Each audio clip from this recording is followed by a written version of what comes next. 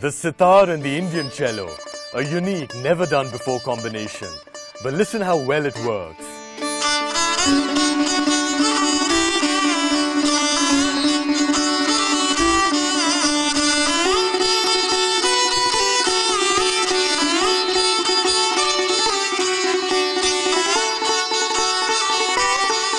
Well-known sitar player Pandit Shubhendra Rao and Dutch cello player Saskia Rao de Haas are adding a new dimension to Hindustani classical music. And it's not just the story of East meets West, but East marries West as well, because these two superb musicians are a couple. Shubhendra and Saskia, both from the Maihar Gharana of music. Shubhendra was taught by Pandit Ravi Shankar and Saskia by Pandit Hari Prasad Chaurasia and other gurus. It's a fascinating confluence of music. You are Without Talk, I'm Jujhar Singh. Shubhendra and Saskia, it's a great pleasure. Thank you. And this is so interesting, the sitar and the cello uniting together in Hindustani classical music. I think it complements each other so perfectly, a plucked instrument and a bowing instrument. I suppose, as it's been said, the highs of the sitar and the bass of the cello complement each other very well. That's right. We reverse voices. He has the fine female voice and I have the more lower. I'm totally stumped. Let's first look at the individual musicianship of both of you. Shubhendra, when I hear your music, it appears to be profoundly lyrical. I've always tried to let melody speak for itself and let the flow of the music never be interfered with. So whatever at the spur of the moment the melody dictates, and I just follow. I'm just a follower. You learn from Pandit Ravi Shankar and one can see a glimpse of his style in you, but you've developed it further. You have your own style now. I think it's very important that in your playing, as a musician, in your playing, it should reflect your learning under the guru, so the influence, the teaching and everything. But eventually it should be, it should not be a copy. It should always be you. Well, people are describing your music in many different ways. I've read many descriptions, but the two which I found most appropriate is, one is, he's a thinking musician. The other, that his music is not aimed to titillate the senses, but to seize the soul. I think to seize the soul, I think that's for me the most important role of music. Well, we'd love to hear something on the sitar from you, something that would represent your music.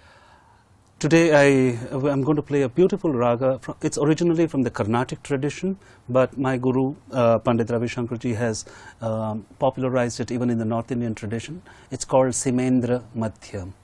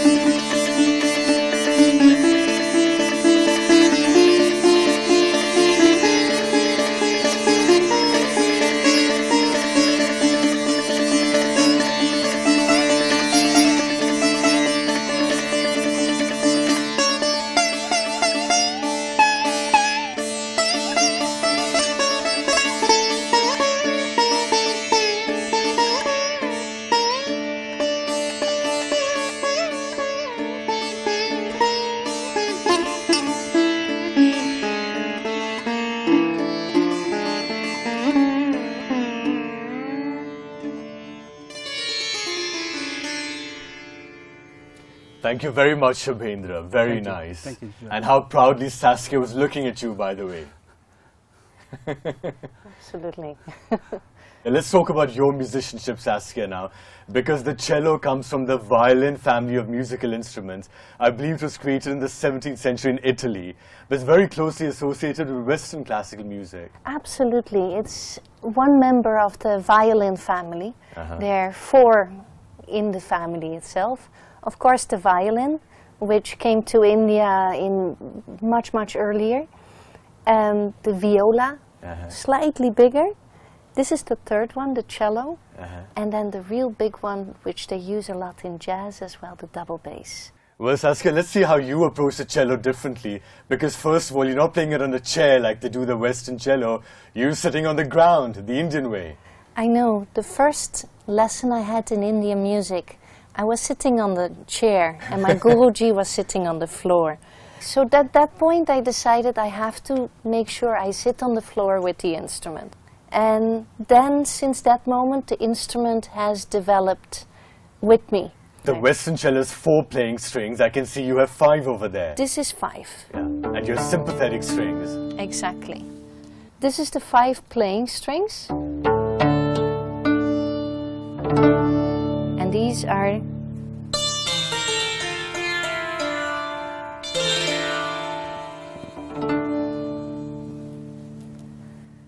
You've also made this cello smaller. This is smaller than a Western cello. the size is very different, the way it looks is very different as well. So I don't call it anymore a cello, it's called the Indian cello now. Because it's really a new instrument. What do these modifications do to the instrument? First of all, it sounds very open when you tune the instrument like this. And the other thing is with the resonating strings, it gives an extra ring to the playing. So you have better tonal quality, you have better resonance as well. Yes, that is exactly what why it is there. Why don't we hear a solo piece from you, something that will reflect the way you play the Indian cello? Sure. What could you play for us? I'll play a beautiful rag called Rag Jog. It's a very soulful piece, so I hope you enjoy it. We'd love to hear. Thank you very much.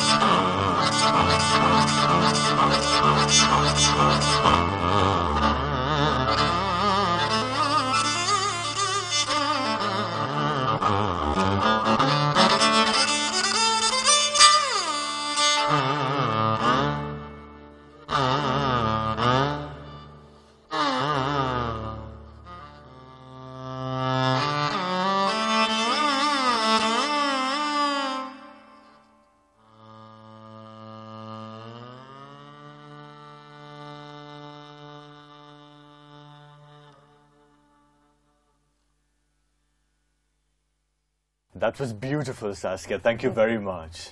I mean, look what it's done to the atmospherics. Absolutely. Shubhendra, you started learning the sitar at the age of 3 from your father, N.R. Rama Rao. At the age of 8, I believe, Pandit Ravi Shankar gave you his first lesson. And by the age of 18, you started living with him in the Guru Shishya Parampara. How exactly did all this happen? You know, my father being one of his earliest disciples since the late 1940s, for me, I was just born into it. Shubhendra, you learned so many years from Pandit Ravi Shankar. What's the most important lesson he gave you? The most important thing is, I feel, how to approach music and how to approach life. What did he say? That music, I always felt that he himself also had that meditative streak in his music, that bhakti ras, which was very, very predominant in his playing. At the same time, he was a man who had the Shringar ras in his music, who had all. So that beauty of being able to express everything through music. The Navarasas. Navarasa. And I found he was most comfortable when he was with his sitar and when he was with music. So that, I think, was one of my biggest lessons, just to be around him and see that and, you know, take it into my life also. Saskia, you come from a Dutch family of music lovers. I believe you got into the cello at the age of 8. That's correct. I got into the cello when I was 8 from a wonderful cellist, Tibor de Magula. But you were learning Western classical music. How did you get drawn to Indian classical music? But when I was studying, we got one class. It was one class about Indian music. And I was so drawn to it. It was so beautiful that I knew I wanted to know a little more. And, well, that was the beginning of this journey. You've had a number of teachers. The most famous has been Pandit Hari Prasad Chaurasia. How did the flute maestro conduct lessons on the cello with you? Well, I remember he would take always to the institute where he was teaching a special flute in the pitch I was playing in to teach me. And then, of course, he would sing as well. Lots of singing. He has a beautiful voice as well. So both. And you try and replicate that on the cello. Exactly. How did you meet each other? I think music brought us together. Saskia's first visit to India, you know, we just met with common friends, actually in Defence Colony Market, if I have to be very specific. But that was just a meeting. It took then, you know, there was a long time of good friendship that was there, where I think there was also a sense of mutual respect for each other's passion towards music. And that friendship eventually turned to love. Yeah. And then we knew we had a life together. But you're playing a lot together. How would you describe your joint musical language? East marries West. We'd love to hear something, both of you together.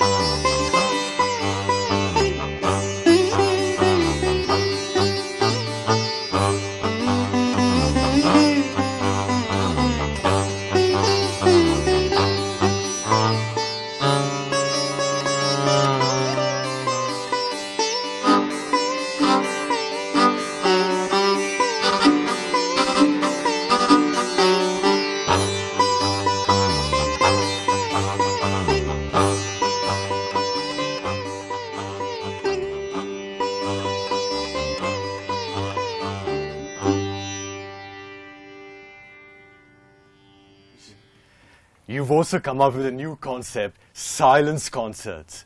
You know, where music is not just supposed to be heard, it's meant to be experienced. What exactly is the idea over here, Saskia? The main thing for us is to show people the art of listening. That is based on the fact that when we listen to music, it should be experienced, like Leopold Stowolski said, on a canvas of silence. We paint our notes on that canvas. Once there is silence, we can not just listen but experience. It's a meditative state that you reach then through the music. Well, that's very much like a famous quote of Swami Chinmayananda, Shubhendra. He said, music is the ornamentation of silence. You know, it's actually beautiful because for us it's like it's not just the notes but what is in between the notes, which is so very important. And in today's world, I think it has a lot of relevance also because we are surrounded by noise, cacophony. So to be able to create that platform where as an artist and for the audience to be able to enjoy pure notes, pure music. So how exactly are you doing it? We organize concerts. The concert starts with silence. The artists come, they no play. speech, no... There are no speeches, no introductions. No introductions, nothing. It's just pure music and the notes, Nada Brahma.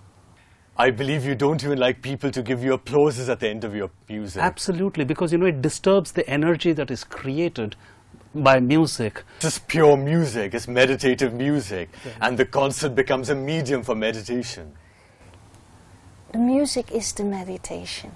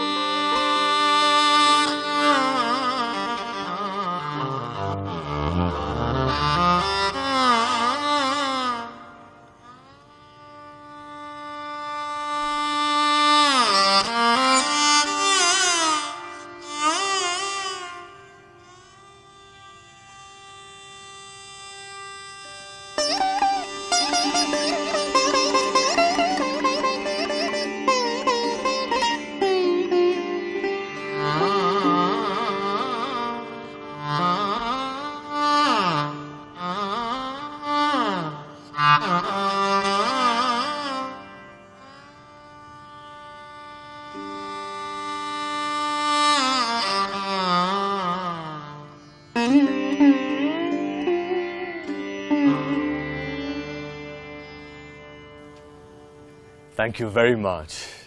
That was beautiful. Thank you. That was really wonderful. Thank you. Let's press the pause button. We'll take a little break. We'll come back and talk about music and children.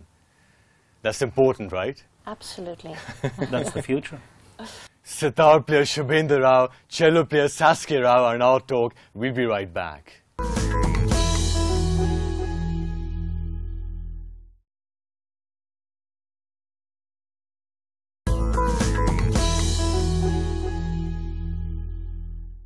Welcome back. You're watching Our Talk with me, Jujhar Singh.